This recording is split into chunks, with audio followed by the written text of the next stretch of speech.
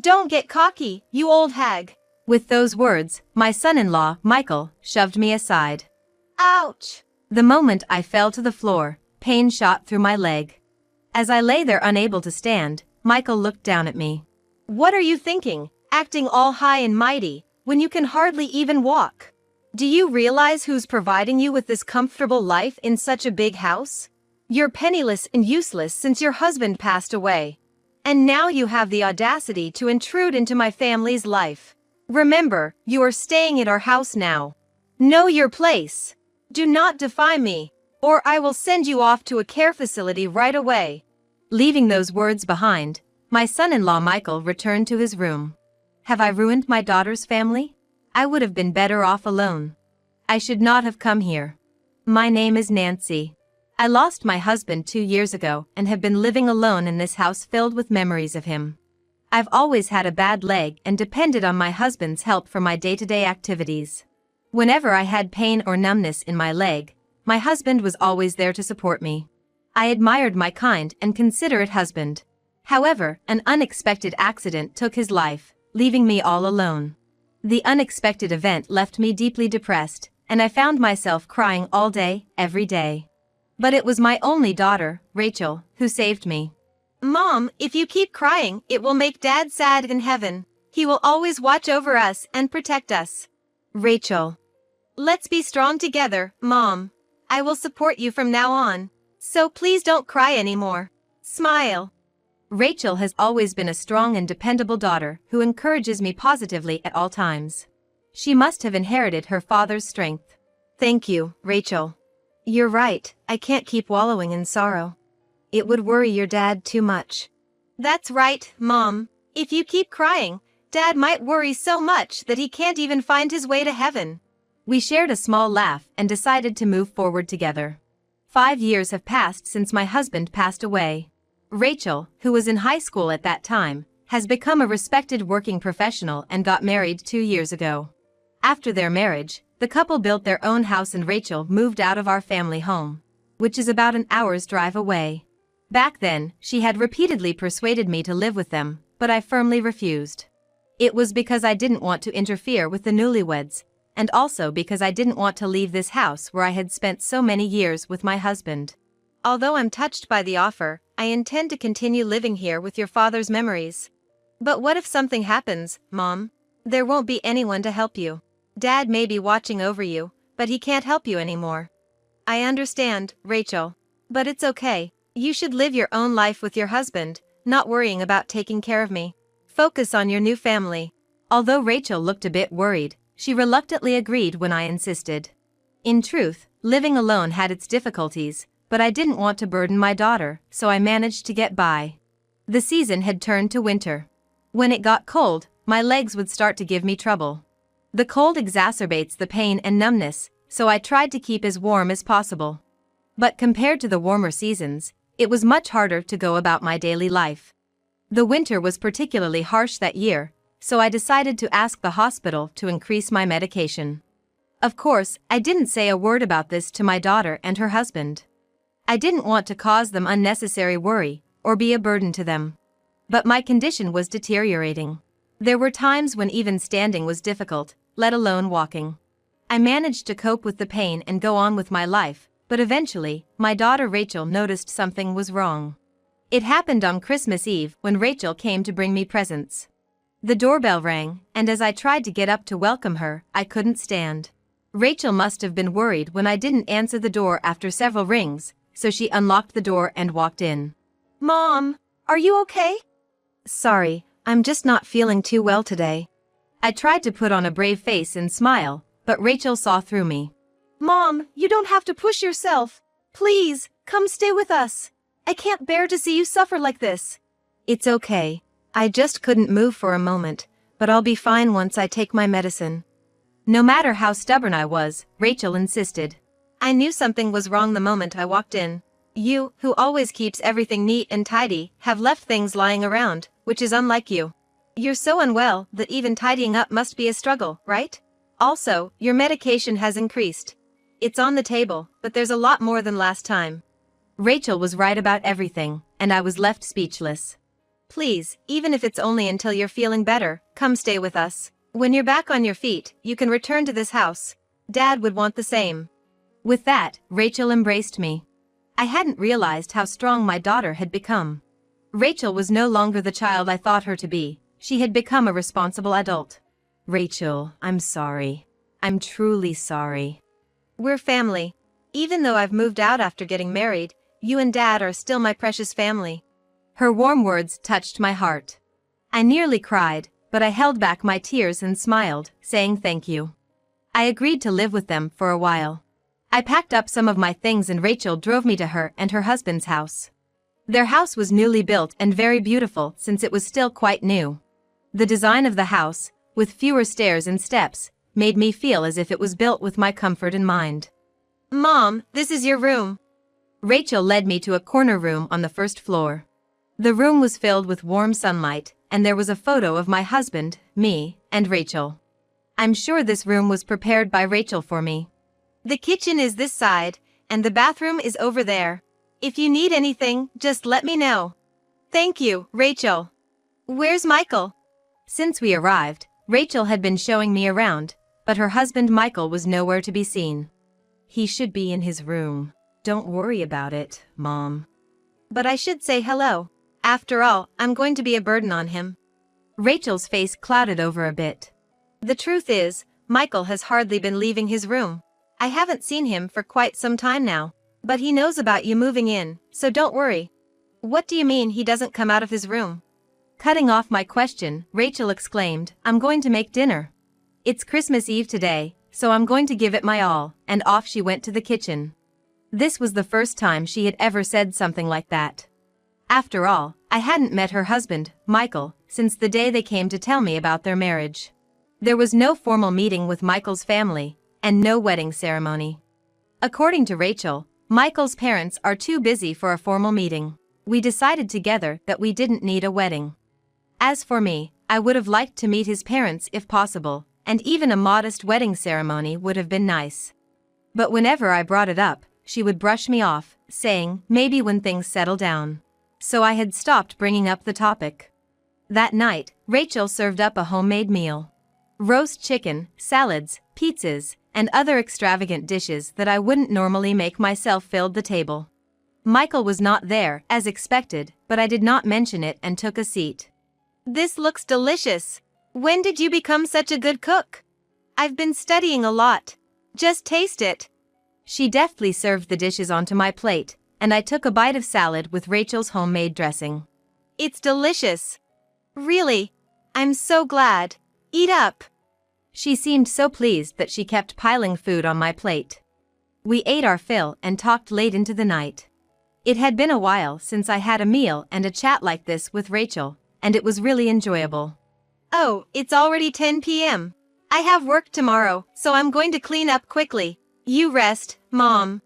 "We've been talking for a long time. Can I help clean up?" "No, it's fine, I'll finish quickly. Good night, Mom." I had been bustling around since morning and was quite tired, so I decided to take advantage of Rachel's kindness and rest in my room. I'm concerned about Michael, but it's not my place to interfere. I decided not to make any unnecessary remarks and went to sleep. "Have a nice Christmas." Around 8 a.m., Rachel left for work. There was a note in the kitchen, "Eat this if you want," alongside a homemade meal. Had she gotten up early to prepare this? I felt both grateful and guilty. I need to get my leg in better shape so I can return home as soon as possible. I was in my room, working on exercises and rehabilitation for my leg. I heard footsteps from the direction of the stairs. The footsteps were heading towards the kitchen. It was Michael. I hurried to the kitchen. Good morning, mother-in-law." Michael, looking rather disheveled, greeted me in a relaxed tone. His hair was a mess, his beard grown out. He looked like a completely different person from when I had met him 2 years ago. "Hello. As you may have heard from Rachel, I'm going to be living here for a while until my leg gets better. I know it's a lot of trouble, but I hope we can get along." Unable to hide my bewilderment, I smiled. "How long is for a while?" "Huh?" The question came out of nowhere. "So, how long is a while? Rachel seems worried about you, but I'm not." I'm planning to go home as soon as possible. When Michael came to ask for Rachel's hand in marriage, he was in a neat suit, a clean-cut guy. He spoke confidently, promising, "I will definitely make your daughter happy." I didn't think he was lying, and I trusted him when I said, "Please take care of my daughter." But he was completely different from then. "That's good. That's helpful," he responded. "I'm sorry. I should have discussed it with you properly. I apologized." Rachel said, "It's okay," but apparently, he wasn't pleased. I deeply regretted coming here. Oh, by the way, could you do this for me, mother-in-law? Michael handed me a note. It had a handwritten list, 5 snacks, 4 bottles of juice, magazines, and so on. What is this?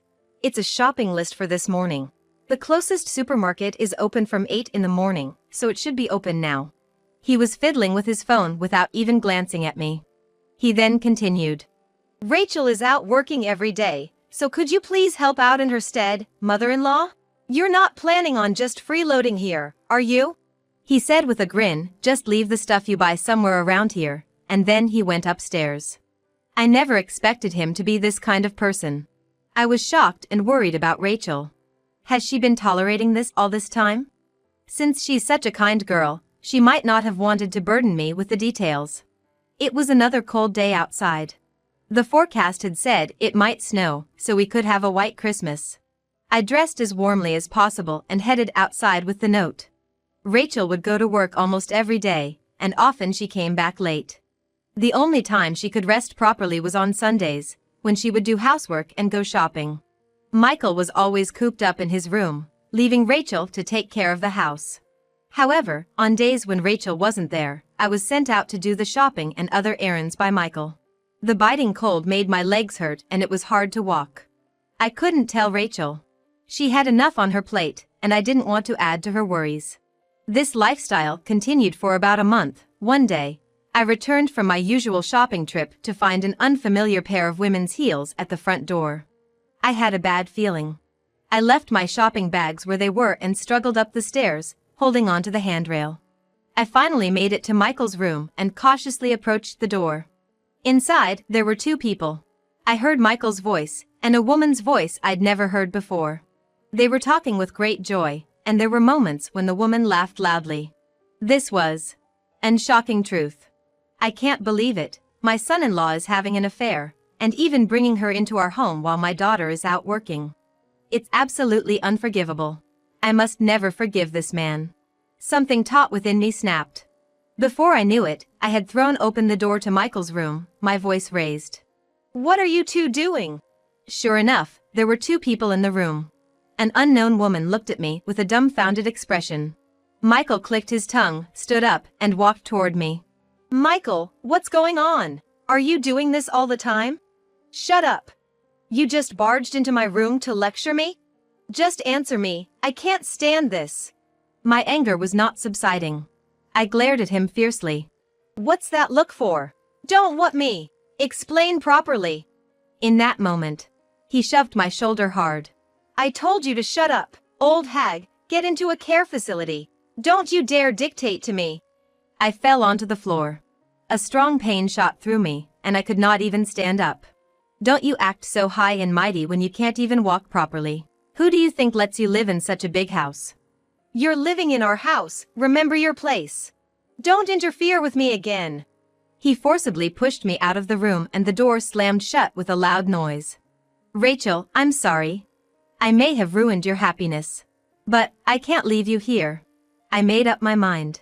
What's up? It's quite late.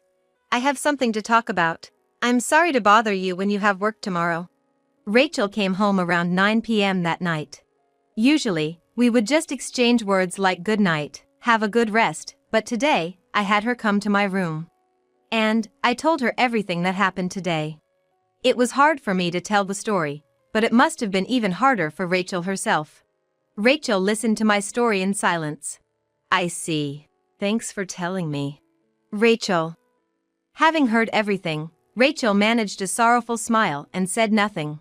Despite her brave front, it was clear that she was in deep pain, possibly on the verge of tears, and I couldn't stand idly by. Rachel, this is not okay. You can't keep enduring this. I'll always be here to protect you. And not just me, your father too. Slowly, her expression distorted, and a tear trickled down her cheek. The thought of anyone pushing my daughter to such a breaking point was absolutely unbearable. I decided then and there I would do anything to help Rachel, crying in my arms. The next day, Rachel went to work as usual. Despite everything that happened the day before, Michael still had the audacity to load me up with chores like grocery shopping. It was perfect. I had a plan. Every morning around 9, I would leave the house to run my errands. Given my slow pace, I always ended up returning sometime after noon. Just like every other day, I went out at the same time, pretending to run errands. Then, I quietly circled around to the back door and slipped back into the house, making sure not to make a sound.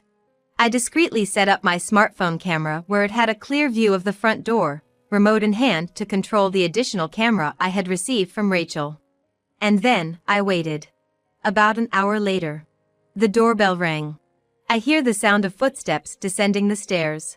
With a click, the front door swung open. Welcome. Sorry about yesterday, must have surprised you. The woman who was in the house yesterday flung herself into Michael's arms. This was it. In a frenzy, I started snapping pictures. Over and over again, I pressed the shutter. They shared a kiss and disappeared upstairs. I continued snapping pictures until they were out of sight. When the clock struck noon, Rachel was back home. I'm home. I had asked her to finish her work in the morning and come back home. Michael's mistress was still inside our house. I signaled to Rachel with my eyes and together we opened the door to the upstairs room. What? Rachel? Hi, Michael. I finished work early today. I've told you to inform me beforehand if you're coming home early. Why today of all days? The two in the room were visibly rattled by the arrival of Rachel. Michael was even more flustered than when I had appeared the day before. And he glared at me. It was you. You spilled the beans, didn't you? After intruding into our home and causing such chaos. You're just a penniless retiree, leeching off your daughter. He raised his voice and attempted to push me away. Rachel stepped in front of me. Stop it. Out of my way. Are you seriously prioritizing your mother over your own husband? Well, aren't you prioritizing your mistress over your own wife? Just get out of my way.